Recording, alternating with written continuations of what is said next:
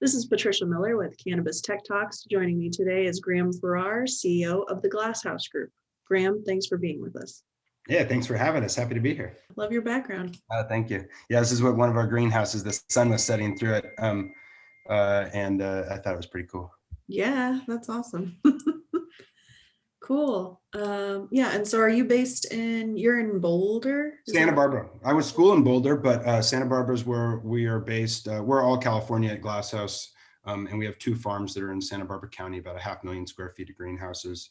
And we've got 4 dispensaries, a couple, 4 brands, Glasshouse Farms, which is currently the #2 flower brand in the state of California, Field Extracts, which is a really cool connoisseur, live resin, all fresh frozen extract brand. We've got dispensary in Santa Barbara called the Pharmacy, and then another pharmacy up in Berkeley, dispensary in LA called the Pottery, and then one in Santa Ana called Bud and Bloom. And we've got a 22,000 square foot manufacturing lab up in Lompoc, which is a type 6, which is solventless, and type 7, which is hydrocarbon extraction. So we have every single cannabis license you can have in California, except a compliance testing lab license, which we're not allowed to have because we have the other ones. Right. Wow. Well, you've got plenty to do, it sounds like. Yeah, no shortage.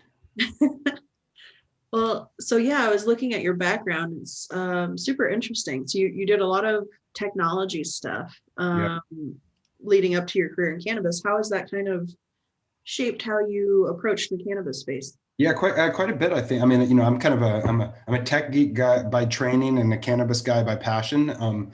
And it's really lucky, serendipitous, whatever the right word is, to get to unite those 2 interests and skill sets, and then get to do it. And I'm from Santa Barbara, so I get to even do it in my own backyard, which is really amazing.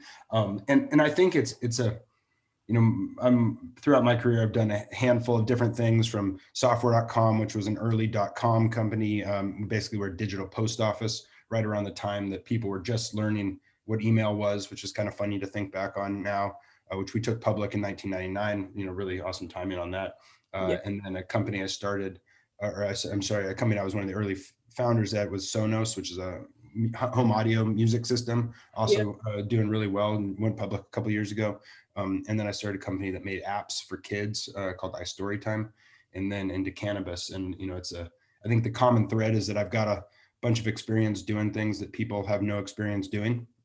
Kind of throughout those things, they're different, but they're all, we're all kind of on the forefront of an uncharted territory. And that's, pretty much the definition of cannabis right now.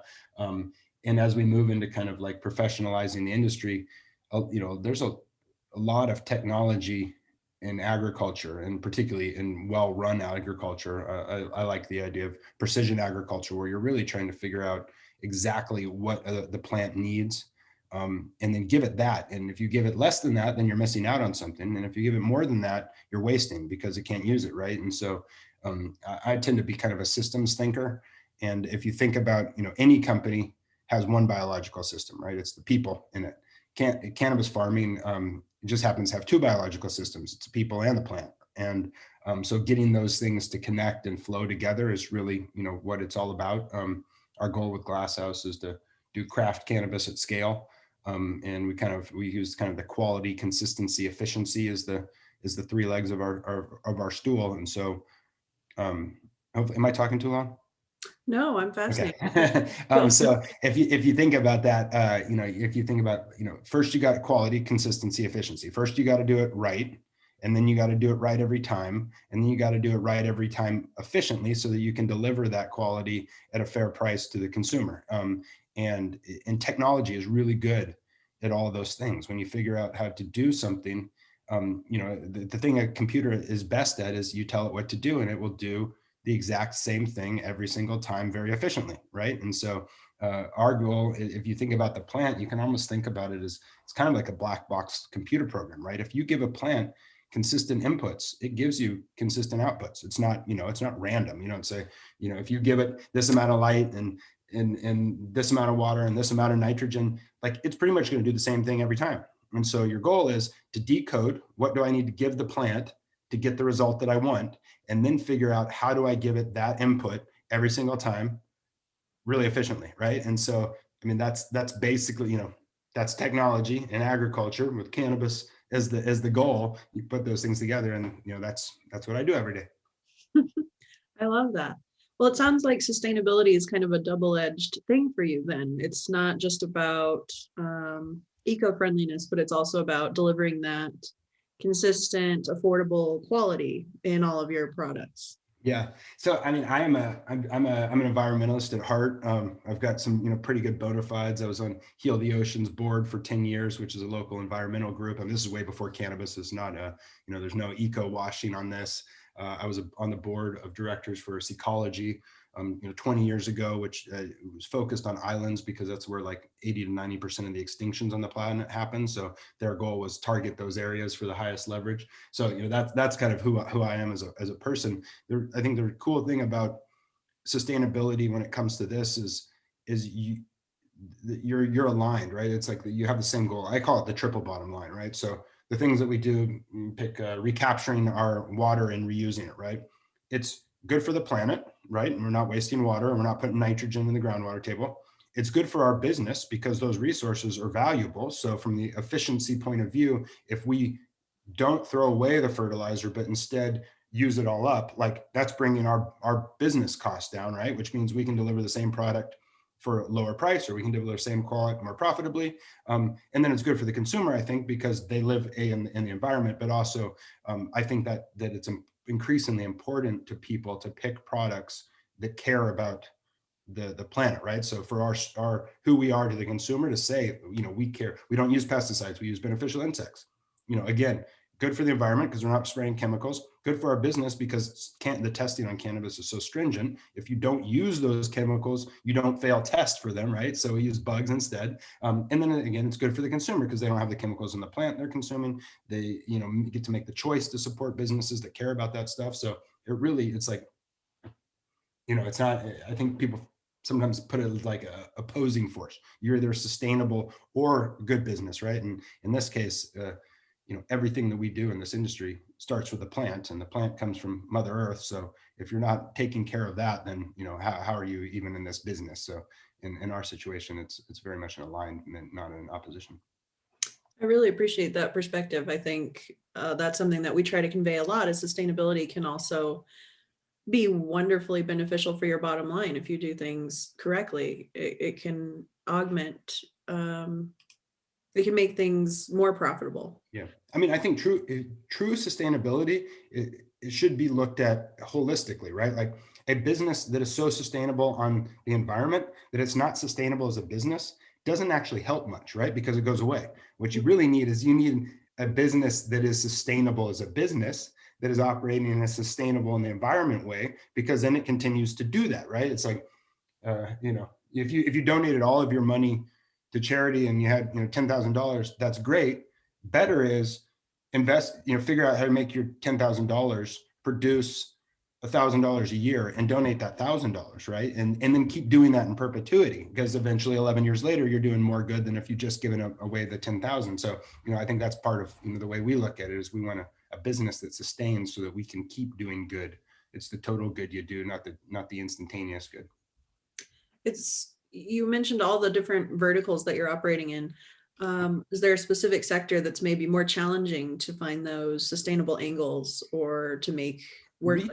Yeah, I mean, I think retail feels like the hardest a little bit to me, because the regulation, the places I look to on retail are, we can do things like we have all LED lighting and we build to LEED certification standards when we open stores and stuff like that. But operationally, the thing that really sticks out to me is the packaging, and how wasteful it is and how much plastic there is. And but you're stuck with these regulations, right? They require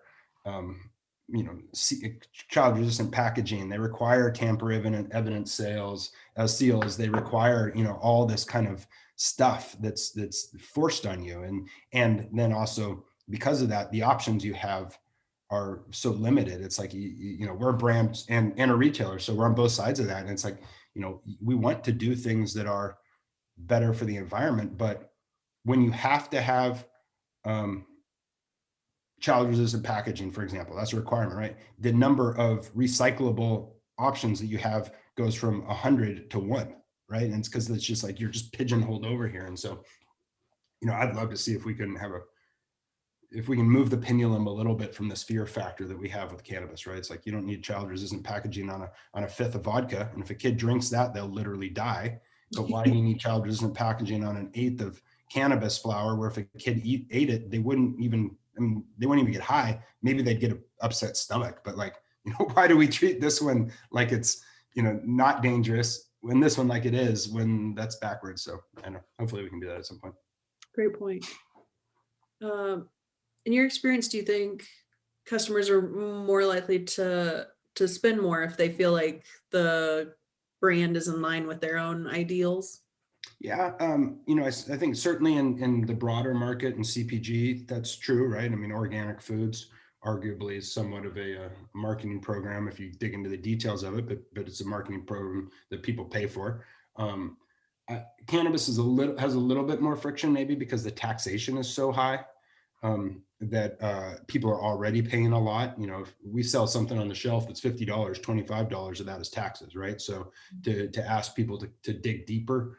But I do think they make a buying choice, right? If you have an eighth from a company that doesn't, care or transmit that care, and you have an eighth from a company that said, hey, we're pesticide free, we reuse our water, we pay all of our employees more than minimum wage, all of them have health benefits, we don't use seasonal labor, we give back to the community, then I think, people are certainly as smart as they've ever been on factoring that into their decision. So I think if you give people a good product at a great price and they can feel good about the brand that's providing it to them, then that gravitates and that resonates.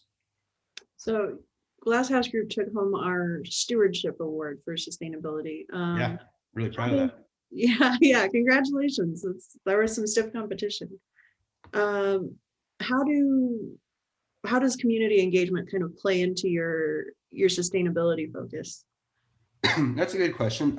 So we really feel like, kind of we're I don't know, I call it part of nature and not on top of nature, right? Which is we're part of this system, not like, we're not the king of it. And I think that, that goes to how we view kind of our whole community. And so, like we just recently did a promotion at our dispensary in Santa Barbara, where we teamed up with the local brands, including our own Glasshouse Farms, and raised 5% of all sales, top line, not profit, but like, the real number, not the games number, that we donated to the Freedom Warming Center, which is a homeless shelter that opens up when it gets cold here. We raised, $13,000 that went into the community, and that kind of stuff, like it feels like sustainable from the community point of view, right? From the people point of view. It's not necessarily reducing our water usage or whatever, but I think it makes us a stronger community or society that we're part of. Certainly, like we're working with some folks that are doing farm days, and we give a lot of tours. We try and really advocate for this kind of low touch agricultural approach that we practice.